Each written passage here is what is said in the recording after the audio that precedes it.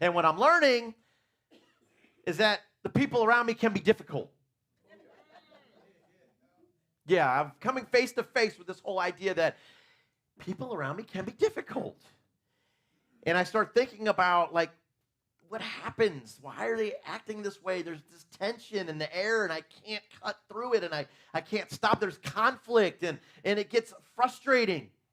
And sometimes I feel like people are against me. Ever feel like someone literally is against you, and you can't figure out why? You're like, what did I possibly do to step on your toes? But you not dare say that, right? It's because it's just the tension in the air that you just can't get rid of. So loving people is easy until it's not.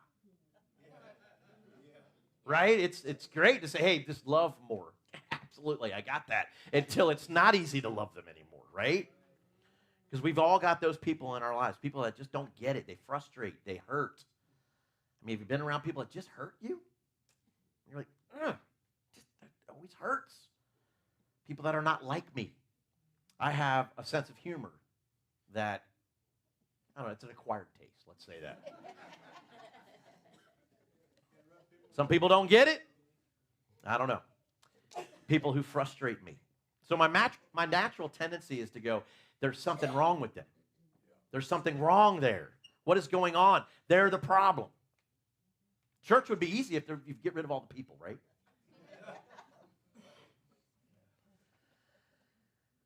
But let me ask a question. What if that difficult person is me? You ever ask that question? Wait a second. What if I'm the one? What if I'm the one who's difficult to be around? What if I'm the one who's hurting? What if I'm the one who's bringing all of that tension in the room? What if I'm the one that someone's praying about before they walk into the room? Because you're the one right now. What if that difficult person is me? So, what if to do what Jesus do calls me deeper than learning just how to deal with difficult people? What if there's something deeper going on? What if there's something going on that's actually aiming at a heart change more than just a position change or a location change or a relationship change? What if it requires me to look in the mirror? Because none of us like to do that. We don't like to really look in the mirror and see what we look like. We don't want to hear it. We don't want to face it. We don't want to see it. Because when we do, we're like, right? Like, that's not me. That can't be me. So we're gonna do a two-step program this morning. We like programs, right? Well, this one's going to be a two-step program. That means there's 2 points, if you haven't made that connection. So turn your Bibles over to 2 Samuel chapter 12. 2 Samuel chapter 12.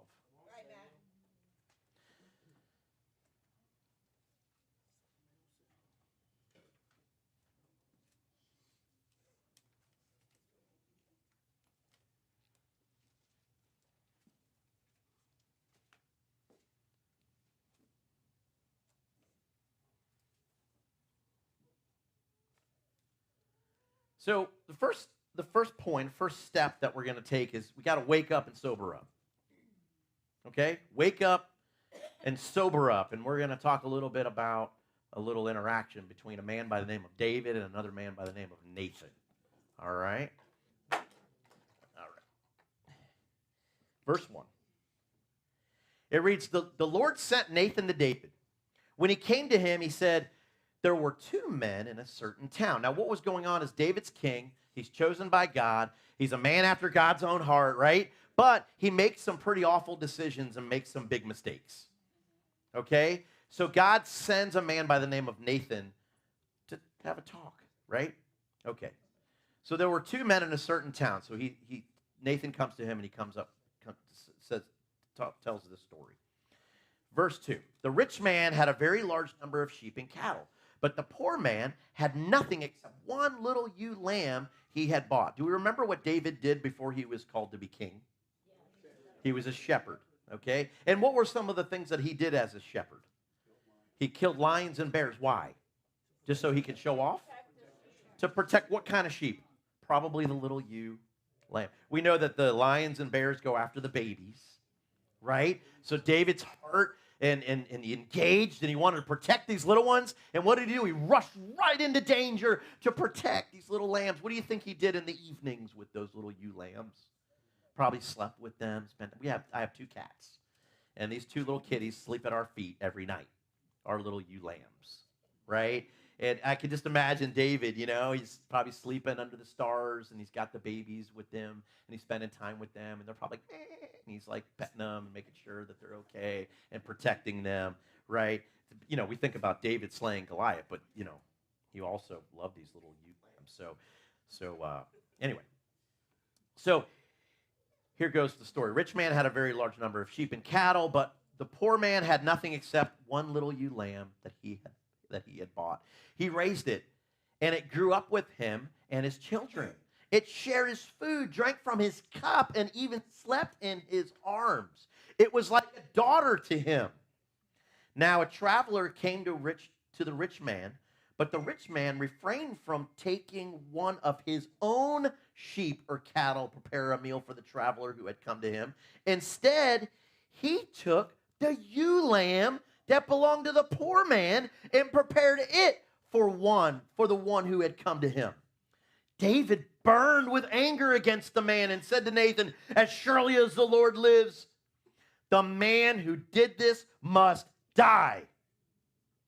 He must pay for that lamb 4 times over because he did such a thing and had no pity. You can just hear it. Verse 7. Then Nathan said to David, you are the man. This is what the Lord, the God of Israel, says. I anointed you king over Israel, and I delivered you from the hand of Saul. I gave your master's house to you and your master's wives into your arms. I gave you all Israel and Judah. And if this had been too little, I would have given you even more. Why did you despise the word of the Lord by doing what is evil in his eyes? You struck down Uriah the Hittite with the sword and took his wife to be your own. You killed him with the sword of the Ammonites. Now, therefore, the sword will never depart from your house because you despised me and took the wife of Uriah the Hittite to be your own. This is what the Lord says. Out of your own household, I'm going to bring calamity on you. Before your very eyes, I will take your wives and give them to one who's close to you. And he will sleep with your wives in broad daylight. What you did in secret, but I will do this thing in broad daylight before all Israel. Whoa. So Nathan tells this famous ewe lamb story. David burns with anger. That man deserves to die. Nathan replies, you are that man. You did exactly what he did. See, David had no problem identifying his sin, but he had a problem identifying his own sin. I can relate to that. Yeah. It's easy for me to see what's going on with you guys, but it's hard for me to look in the mirror and see what's really going on with me. Maybe I'm the problem. That's hard to say, right? Maybe I'm the one in the group that's messing everything up. And it's not everybody else. Honest, it's easy to see someone else's sin instead of my own. So let's flesh it out a little bit. Let me tell you something. There are moments where I've thought, why are they treating me like this? You ever feel that? After all I've done for them, have you ever said that in your heart? Or maybe said it out loud. Oh, after all I've done for you, why are you acting this way? Don't they realize what it looks like when they act that way? Talk like, sound like, what those actions really look like when they're acting out and when they're all upset. Don't they even see themselves? You ever say those things? How insensitive that is, how hurtful it is. And then I thought, I need to pray for patience. Matt, just breathe. You ever feel that way? Just breathe. Just breathe. It'll be over soon. Just breathe. I've got to breathe my way through it. Step 1, take a breath. Step 2, breathe out. Right? Breathe in, breathe out, Daniel-san. All right, here's an epiphany. What if I'm the one? Right? What if someone else is saying this about me? What if Matt is treating me like that? After all I've done for Matt, how could he possibly fill in the blank? Why is Matt acting this way? Doesn't he realize what he looks like when he's acting like this? Do you ever walk away from a situation going, why did I say that? Yeah. I feel like that all the time. Doesn't he realize what he sounds like? How hurtful that was of what he said? How his jokes are just not funny? Just breathe. Just breathe. It'll be over soon. Come on. What if I'm the guy, right? Yeah. That someone's having to breathe about? Yeah. Come on. So sometimes we're not just dealing with an enemy. Sometimes I am the enemy. We don't want to face that. We don't want to hear that. I know. We're like, rawr, you know what I mean? We're attacking the mirror. Romans 12. We got to sober up, right? Let's not lose view of the step.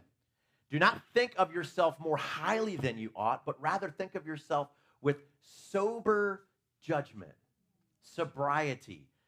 Sober up, right? So before I start seeing how I need to treat others, I got to deal with what's going on in me first. How am I doing? What's going on in my own heart? Because the way I see myself, a lot of times is how I see everybody else. So if I'm not dealing here, I'm not going to have the patience, the love, the kindness to deal there. Because I'm not dealing here. I'm not relating. I'm not thinking about how that other person feels because I'm not dealing with my own stuff and realizing how I make other people feel. You see what I mean? The shoe on the other foot kind of thing. So do what Jesus do, right? So and what do Jesus do in this instance, in this perspective, in this environment, right? What did he actually do when it came to enemies? Well, we know what he says, right? It's Matthew 5:44. Love your enemies and pray for those who persecute you. That's easy. It's easy to love our enemies. It's difficult to learn to love our enemies. It's difficult. Have you been really persecuted before? Have you been persecuted for doing good? I think we've all been persecuted, but a lot of times we got ourselves into that trouble. But have we been persecuted for doing good, lost a job for being honest or real, or have gotten ourselves into trouble because we knew it was just the right thing to do? It's actually rare to find that even. So we're being told to pray for those who are actually against us because we're doing good. That's difficult. That's hard to do. It's not natural. It's not my default setting. It takes love to a whole nother level, doesn't it? Mm-hmm. Like love those who don't love you, who don't want to spend time with you, that don't like you, that are trying to undermine you and trying to trick you and trying to pray for them and love them. That's difficult. Notice Jesus does not say avoid your enemies. Right? Beat your enemies. Expose your enemies. We like that. Like, I actually can find myself thinking about that when someone is against me. I can have those thoughts. I want to expose their stuff. Let me expose. They think that I'm a bad, but wait till they see what this person looks like. Embarrass our enemies. He never says that. Embarrass them. No, he says love them and pray for them. So we're going to apply some sobriety, okay? Because there are moments where I am the one that someone is having a hard time obeying Jesus over.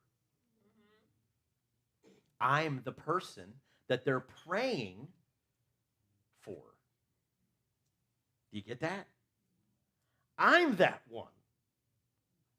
The shoe goes on the other foot. They're praying about me. I'm the difficult one. I'm the one in the wrong. I'm the one who hurt somebody. I don't see it clearly. And Jesus extends grace to me. Right? He lets me off the hook.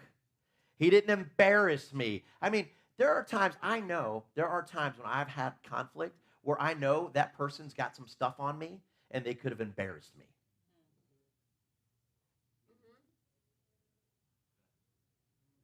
Sometimes it hurts to even think about that. They could bring my laundry out just like I could bring their laundry out. But they didn't. Do you ever walk away going, man, I can't believe that they didn't bring, a lot of us are, we're all thinking about like the spouse in our household, but it happens at our jobs. It happens with our children. The things that our kids could say, right? The grace that God gives us through those relationships. Think about it. The woman caught in adultery. Jesus did not embarrass her. He didn't hurt her. He didn't take out his rights on her. He validated her and forgave her, stood up for her. Wow. Legion. Jesus had no business being with Legion. No reason to do that other than love, pray for, heal, take care of. Wow. Rich young ruler. I mean, that exchange, wow, so careful with him, so thoughtful of what he said. He didn't embarrass him, belittle him. How about the disciples themselves? How many times these interactions that he had with them, he could have just pulled out their laundry. He could have embarrassed them. He could have made them look stupid. Why would you ask us such a stupid question? I mean, think about how many times he could have said that. Why would you even ask that stupid question? No, he didn't. He was so careful and loving and patient. Now back to David, okay? So a man after God's own heart. So we read something that was probably kind of the opposite of that, right? Yeah. Let's look in verse 13 now. This is back to 2 Samuel chapter 12 and verse 13. Then David said to Nathan, I have sinned against the Lord. Nathan replied, the Lord has taken away your sin. And he goes on. I mean, he got himself into trouble. He had to get himself out of trouble. But why is David a man after God's own heart? Not because he didn't make mistakes. Okay, you got to understand that. It's not because he was perfect, or did anything right, really. It's that when all this went down, he was sober. He was sorry for what he did. He had the heart that God was looking for. Repentant. It hurt him. He was cut to the heart. He didn't deflect or blame or justify. Why did this happen? That's where I find myself. I mean, I put this scenario down. God, I'm thinking about David, right? He sees this woman bathing. He's on the roof. He's surfing the roof, and that I call it. And he's up there, and he just happens to be at the right place at the right time to notice this woman who's bathing on the roof, which is probably kind of what she's doing on purpose too, right? And I'm thinking, God, it was all a setup. Why did you set me up like that? I'm not feeling strong. I'm not out there with the other kings. I'm feeling insecure. I don't feel like I belong there. You know that in the first place. And I go to the roof to try to get some relaxation and try to get away from all this mess. And what happens? You put this woman right in front of me. Why would you do that? My wives weren't giving me the attention that I needed. You know that. And then you put me right in that position. How many times I processed that way? Well, God, I mean, you knew that would happen if you put me into that scenario. And no, David said, I have sinned. Immediately following, the Lord has taken away your sin. And it's so awesome. That's exactly the heart that God was seeking and looking for. And that right there is a man after God's own heart. Not perfection, not someone who doesn't mess up, but someone who is willing to own up and be sober about what he had just done.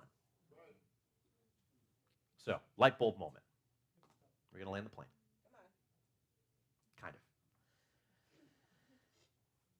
So it's not about faking it. All right, changing the treatment of my enemies. Like a lot of times we want to just change the way that we treat our enemies now. Now it'll look different, right? It's actually about changing my own heart. That's what I've got to deal with. It's about having the humility to admit that when I've been the enemy, and maybe I'm more the enemy than I'm not the enemy. And that placing that shoe on my foot as opposed to putting that shoe on somebody else's foot. So the question is not, who do I need to love more? It's, where do I need to be honest about me more? That enables me to do what Jesus do. going to give you kind of put together all of the Gospels and as Jesus was going to the cross, all the things that happened to Jesus. And we're just going to read through this. So just listen. Jesus gathers with his disciples for the Passover meal, knowing his hour had come. He washes their feet, taking the role of a servant. He becomes troubled and announces that one of them will betray him. Judas leaves them to carry out his betrayal. Jesus illustrates bread and wine as his body being broken and his blood pouring out. He teaches, he warns, he comforts his disciples, telling them that they will all fall away and that Peter will deny him. He prays for them and all for who would believe in him. In Gethsemane, he becomes deeply distressed and sorrowful, even to the point of death. He falls to the ground and he prays that the cup might be taken away, but finally surrenders because God says no. His anguish is so intense that his sweat becomes like drops of blood. The whole time, his disciples keep falling asleep while he wrestles alone. Judas arrives with an angry mob carrying swords and clubs. He betrays Jesus with a kiss. Jesus is arrested and treated like the worst criminal. Peter strikes the servant of the high priest, cutting off of his ear, and Jesus heals him. Jesus rebukes the violence and willingly surrenders. All the disciples then abandon him and run away. He's taken first to Annas and then to Caiaphas, the high priest. He is questioned in the night, falsely accused, falsely witnessed against. He is struck, he is mocked, he's blindfolded and told to prophesy to who hit him. Peter follows at a distance and denies even knowing him. Jesus is condemned by the religious leaders for blasphemy. At daybreak, he is formally delivered to the Roman governor Pontius Pilate. Accusations are brought against him, yet no guilt is found. He is sent to Herod Antipas, who mocks him and sends him back. The crowd is given a choice between releasing Jesus or a convicted criminal, Barabbas, and they choose Barabbas. The entire crowd demands Jesus to be crucified. Pilate knows he's innocent, but through political pressure has Jesus flogged. The 40 lashes minus 1. His body is torn to ribbons, bloody. The soldiers dress him in a purple robe, which means royalty, press a crown of thorns into his head, place a reed in his hand, and mock him as king, spit on him, and repeatedly punch him. And finally is led away to be crucified. He carries his cross, but too weak from the beatings and falls under the weight.